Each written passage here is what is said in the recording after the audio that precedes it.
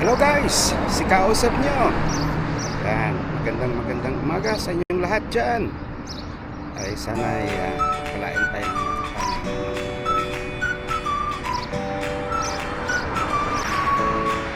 So nandito ako ngayon guys sa location kung saan ang usapan namin ay magpanagpo ng mga kagrupo ng bikers.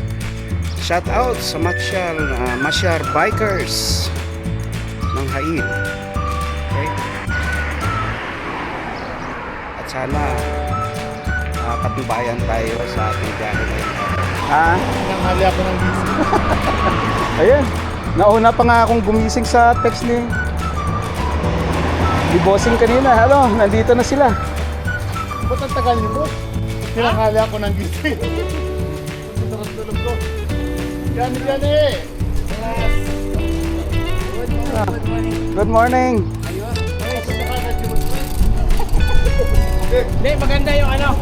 Maganda yung hangin. Johnny. Kamusta? We met already in Haraj, ha? Ito yung tropa namin na nag-iisang panglahi. Oo nga. Ay, maganda. Dito nga Nauna pa ako sa text mo kanina. Nauna ka pa dito? Hindi, nauna akong gising. Nagre-reklamo nga to sila eh. Nag-edit ako eh. Ako na ang tagal eh. Nung pumunta si Prince sa amin, kumakain pa ako eh. Tama lang. Nagre-reklamo?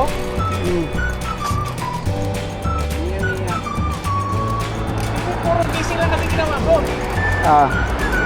Hindi ako nag-ready. Yun pala yung mga ito, hindi nag-reply. Bigla pumunta doon, nakadamit na. Hindi pa dumadating yung helmet ko eh.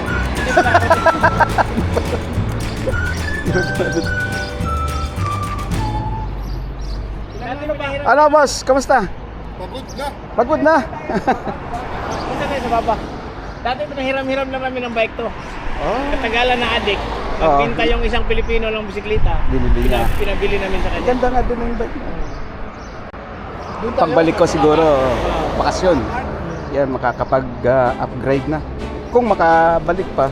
Hindi, i-run up natin si Boss muna doon sa may nakabitin ng sakyan. Tapos kayo mag-off-road.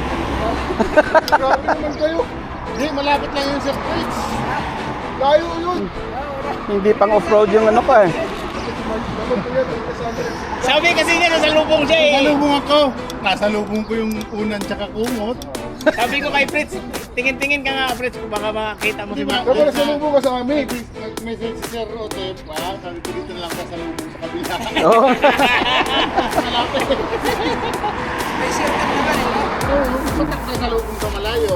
Oo nga. Late na ako. Ano yung McDonald's? Layo pa. Ayan. McDonald's, oh. Yan ang housing ng nurses namin.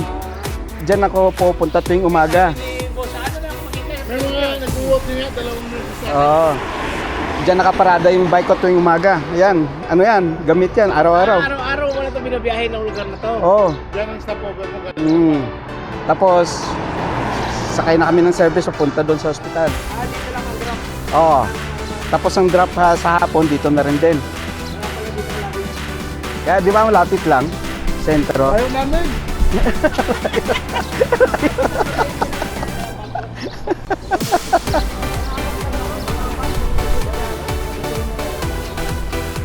Tapos, saan kayo namamalingki pag ano? Pag, ano ba?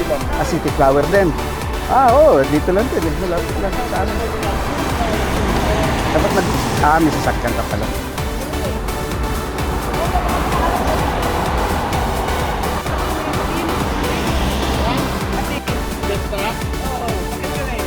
Oo. Nakakit ako doon kagabi. Kaya yun tayo pupunta doon. Kasalanan yun ni Boss Prince pala eh. Kaya hindi na tayo pupunta doon kasi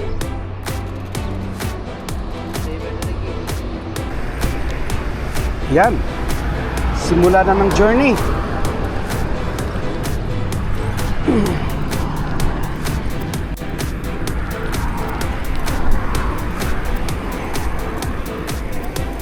Ano bro?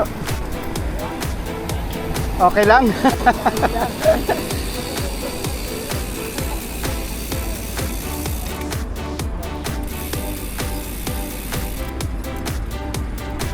Kasama natin si Johnny. Oo nga.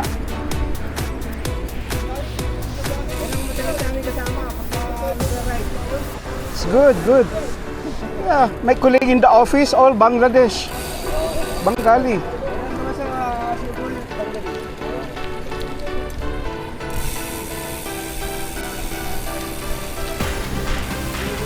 Hello ate.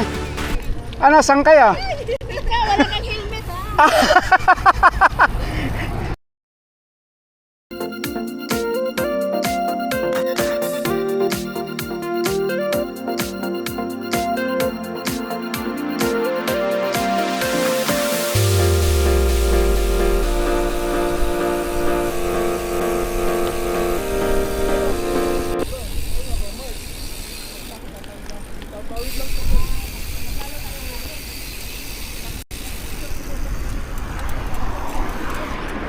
Yan, dyan, lagi nakaparada yung bike ko araw-araw. Dyan sa likod. Sa may kotse na yan. Diyan mo lang iniiwan. Oo. Kaya may takip yung upuan ko kasi mainit.